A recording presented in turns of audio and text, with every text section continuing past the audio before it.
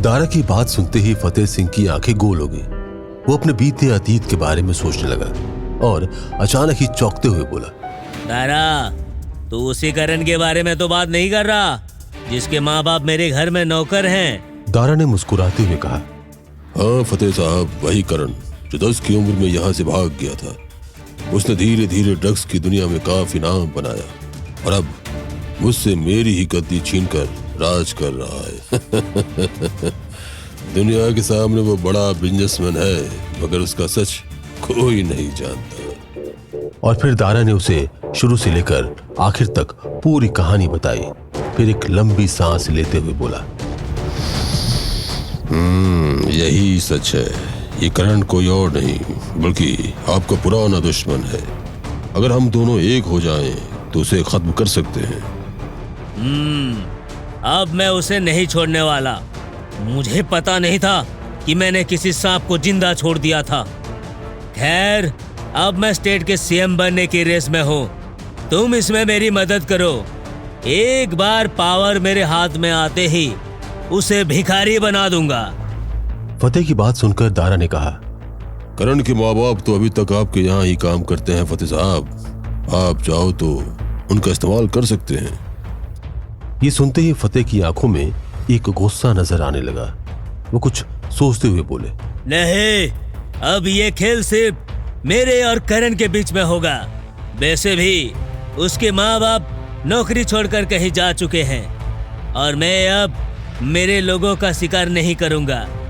तुम मेरा साथ दो, बदले में मैं तुम्हें फिर से इतना पावरफुल बना दूंगा कि करण तुम्हारे सामने जीरो लगने लगेगा। दारा ने आगे बढ़कर फतेह सिंह से हाथ मिला लिया। इधर दूसरी तरफ इन सभी बातों से अनजान करण जब अपने बेड से उठा तो देखा कि राशि अभी तक सो रही है।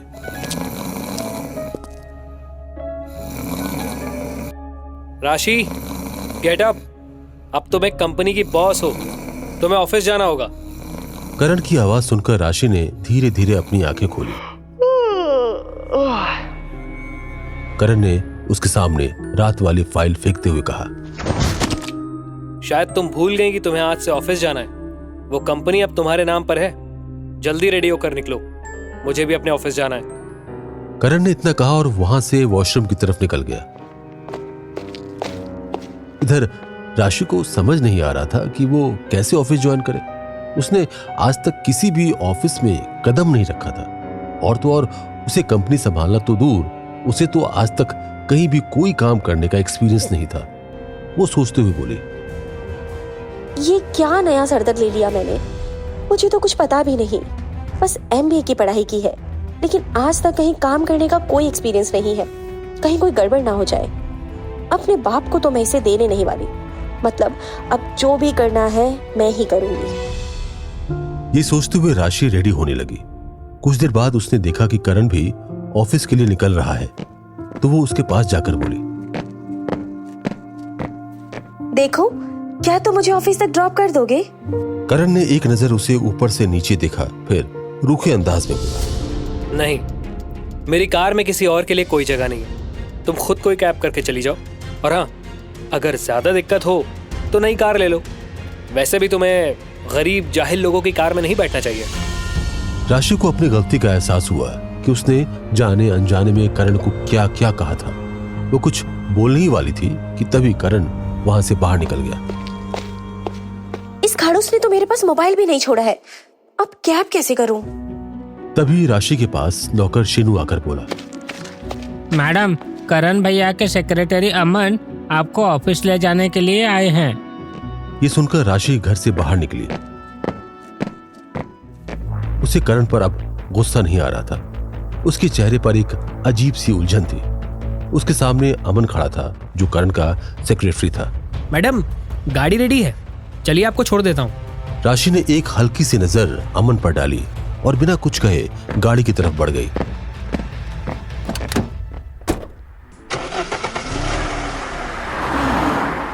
कुछ ही देर में राशि अपनी कंपनी राशि टेक्सटाइल लिमिटेड पहुंच गई। लेकिन जैसे ही उसने ऑफिस में कदम रखा, उसे एक अजीब सा सन्नाटा महसूस हुआ। रिसेप्शन पर बैठी लड़की मंदिता ने उसे इस तरह इग्नोर किया जैसे वो कोई आउटसाइडर हो, जबकि राशि के बारे में सबको बता दिया गया था और राशि को भी रास्ते में अमन ने सबके बारे में बता दिया था। ये सब इतने चुप क्यों है?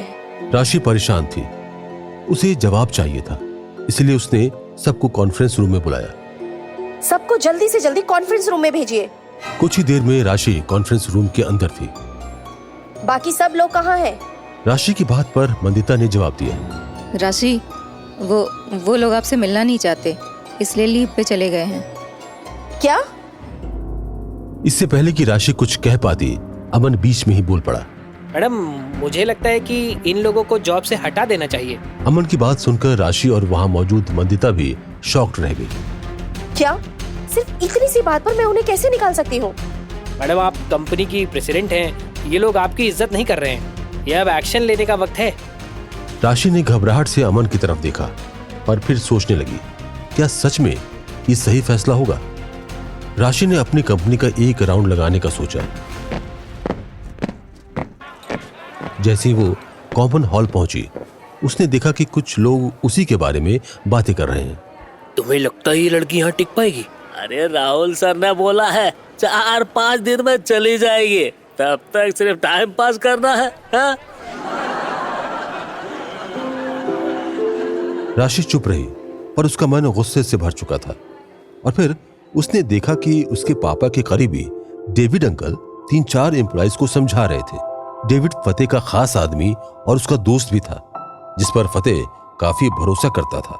लेकिन अब फतेह के हाथ से कंपनी निकल गई तो काफी गुस्सा था। उस लड़की के साथ बिल्कुल कोऑपरेट मत करो, जितना हो सके उसे परेशान करो, ये बिजनेस नहीं समझती। राशि के कान सुन पड़ गए। ये वही डेविड अंकल थे जो हमेशा उसके पापा के सामने उसे अपनी बेटी जैसे ट्रीट करते थे। राशि ने बिना कुछ कहे अपने ऑफिस की तरफ कदम बढ़ाए। तभी उसका फोन बजा।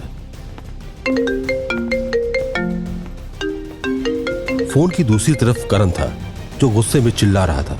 ये क्या सुन रहा हूँ मैं? तुम चुपचाप बैठी हो और अमन काम कर रहा है।